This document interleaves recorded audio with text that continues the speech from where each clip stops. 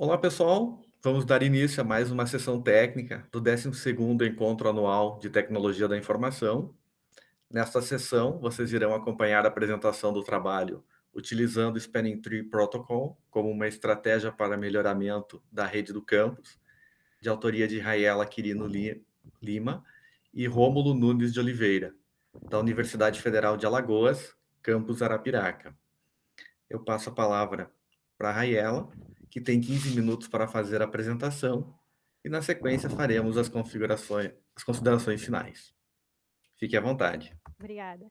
Eu vou abraçar esse trabalho que ele já falou, intitulado como Utilizando o Spanning Tree Protocolo como estratégia para melhoramento da rede do campus, que foi realizado no campus de Arapiraca e foi escrito juntamente com a colaboração do professor Romulo Oliveira, a quem eu tenho imensa gratidão. O roteiro de apresentação segue os seguintes tópicos. A gente vai começar a dar uma contextualização, passar a falar sobre a solução usada, o protocolo e a sua versão rápida, chamada Rapid Spanning Tree Protocol, o RSTP.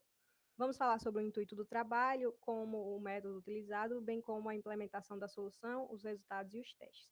Esse é o roteiro da apresentação.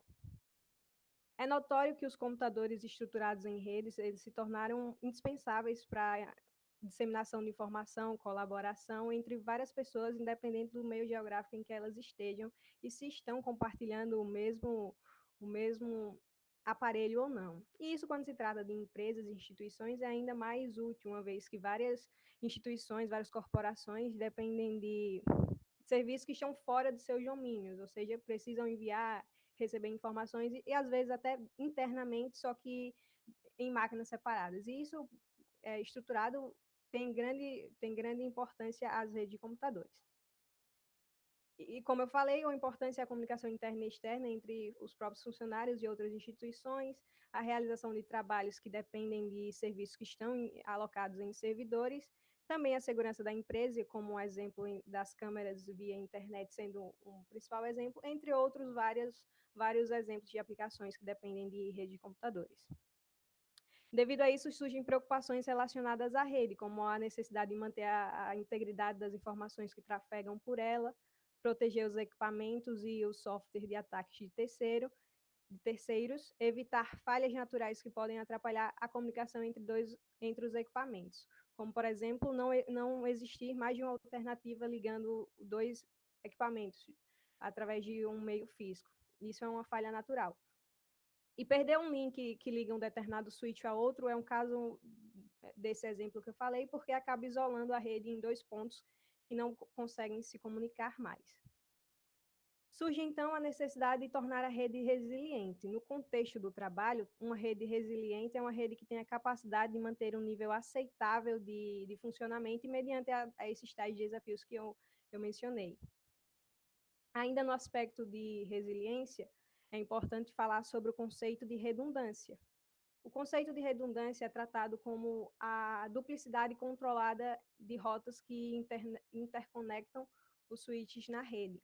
E elas são importantes porque possibilitam meios alternativos caso a comunicação entre um link venha a cair, né? Você tem só um caminho, se esse caminho perder, a rede acaba ficando isolada entre dois pontos. Aqui está um exemplo de redundância, no caso dessa figura aí, onde tem a duplicidade de rotas que conectam o switch A ao switch B. Mas um outro exemplo está aqui nessa figura 2, que não é uma duplicidade de meio físico, mas é uma duplicidade de rota. Por exemplo, se o switch A perder a comunicação com o switch B ali diretamente através daquele link, ele ainda tem a possibilidade de se conectar com o switch B através do switch intermediário C. Então, essa não é uma duplicidade de rotas físicas, mas é uma duplicidade de rotas na configuração da topologia. Mas quando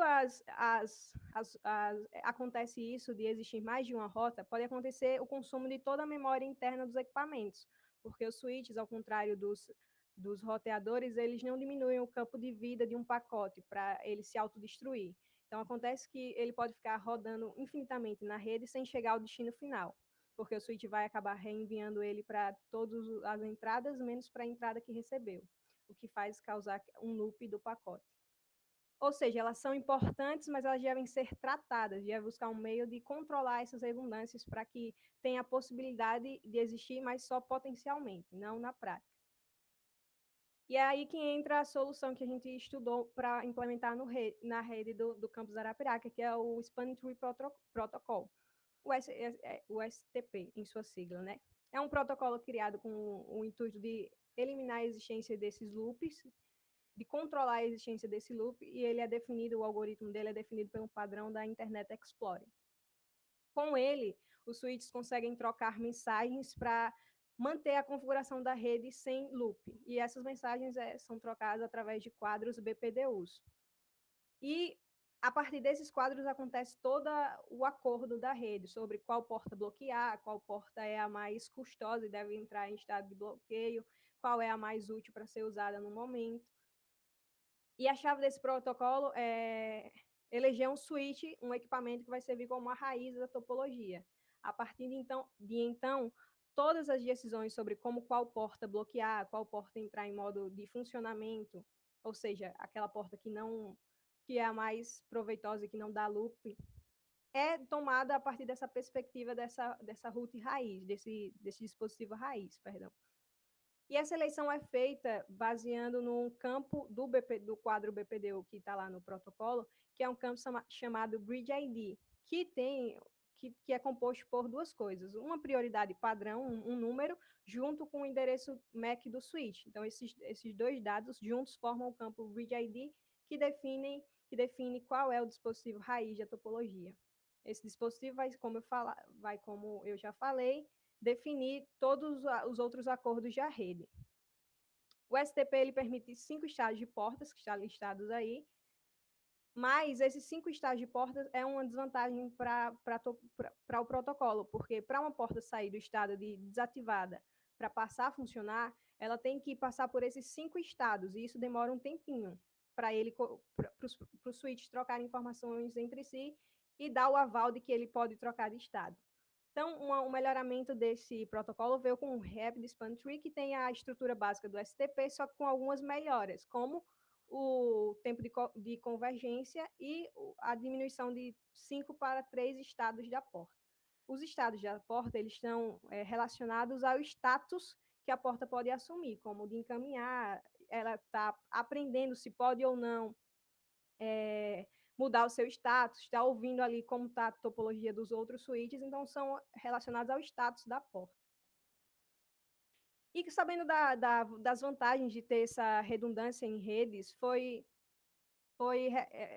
optado por implementar essa solução que permitisse que um anel, que a gente escolheu lá justamente composto por switches importantes para a instituição, para ter essa redundância nesse anel. E a gente escolheu o RSTP por ele ser uma alternativa fácil de ser implementada e eficiente para os nossos propósitos. E ele foi configurado em 4 switches da rede. Os switches estão localizados em pontos importantes da universidade. Um switch está no Núcleo de Tecnologia da Informação, o NTI, onde recebe o link de internet, onde tem vários servidores ali instalados e que são distribuídos para serviços da universidade, administração 1 e administração 2, e Guarita, onde tem as câmeras de segurança que administram todas as entradas e saídas, né? Guardam todas as entradas e saídas do campus. Esse é o cenário inicial da rede. Inicialmente, os switches estavam conectados dessa forma.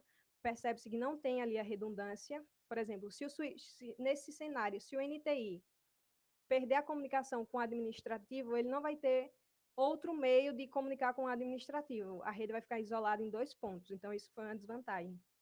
E por isso a gente resolveu implementar um protocolo desse nível. O método para a implementação da solução que a gente propôs foi estudar o protocolo referido e outros também, mas a gente escolheu o RSTP, levantamento sobre os switches que compõem a rede, uma vez que isso era importante para saber quais seriam os comandos utilizados. Às vezes, um fabricante possui uma própria versão de protocolo do RSTP, então foi importante levantar isso e depois estudar a guia e o manual de usuário de cada fabricante, porque pode diferir os comandos. E depois partiu para a configuração do protocolo em cada switch e a realização de testes. Os comandos utilizados depois do estudo preliminar da guia de usuário e do manual foram esses. Todos esses comandos foram inseridos nos switches. E agora a gente partiu para os resultados e testes. A implementação foi feita com sucesso, ou seja, a gente conseguiu o nosso objetivo. Todos os switches ficaram conectados no anel fechado. Recebemos respostas de todos eles, mostrando que o funcionamento estava acontecendo de forma adequada. Inclusive, a resposta no tempo de requisição dos switches não foi alterado com as mudanças que aconteceram na rede. A rede tornou-se resiliente, né, uma vez agora que se o NTI perder a comunicação com o administrativo, ele vai ter outro caminho para ser utilizado, porque aquele caminho que está ali desativado entre guarita e administrativo vai passar a funcionar. E a rede está mais robusta, né?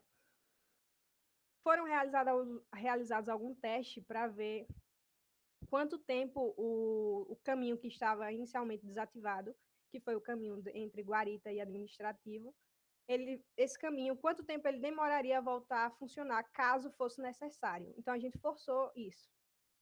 Tiramos o link entre dois switches que estava ativo, para ver quanto tempo administrativo e guarita, esse link, esse caminho iria voltar a funcionar. E os resultados foram bem satisfatórios. A mudança de estado aconteceu de forma instantânea, de modo que nenhum pacote foi perdido. No momento que a gente desativou, tanto de forma manual, quanto através do comando disable port, o link que estava desativado entrou em funcionamento momentaneamente. E a porta bloqueada, que foi a porta que eu já citei, entre Guarita e Administrativo 2, é a porta mais custosa em relação à raiz da topologia, que foi o NTI. O protocolo já escolheu de forma automática a raiz como sendo NTI, mas a gente forçou isso também, diminuindo o campo lá do Bridge ID para um valor menor que o padrão. Dessa forma, em todos os cenários, o NTI vai ser o raiz. E esses foram os resultados e os testes que a gente obteve. E aqui estão as referências. E agora eu agradeço a atenção e abro espaço para perguntas. Obrigado, Raela, pela apresentação. Gostaria só de fazer alguns questionamentos. Quais foram assim, as principais dificuldades para a implementação desse trabalho? Assim, os switches, todos eles têm suporte para esse protocolo? Precisou se fazer alguma instalação adicional, atualização de firmware, ou isso já faz parte desses principais switches gerenciáveis, por exemplo? Não, os firmwares dos switches estavam atualizados, não precisou atualizar. Mas uma modificação que a gente teve que fazer foi que um desses switches que a gente usou no anel, ele não tinha o suporte para a versão do protocolo que a gente utilizou. Então, configuramos esse switch apenas como propagador das mensagens de BPDU. Ele não emitia o BPDU, ele apenas propagava, de modo que ele participava ali da topologia, mas só propagando as outras mensagens dos outros switches. Ele em nenhum momento ia propor ser raiz ou fazer parte da topologia como algo, senão apenas passando as informações. Não sei se deu para ficar claro. Não, isso aí, tranquilo. Em nome da organização do evento, agradecemos a apresentação da Raela e aos espectadores que estão nos acompanhando. Aqueles que tiverem dúvidas ou sugestões em relação a este trabalho poderão encaminhá-las diretamente para o e-mail dos autores ou no fórum de discussão disponível na plataforma do evento.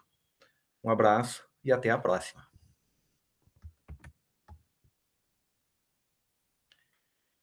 Interromper a gravação.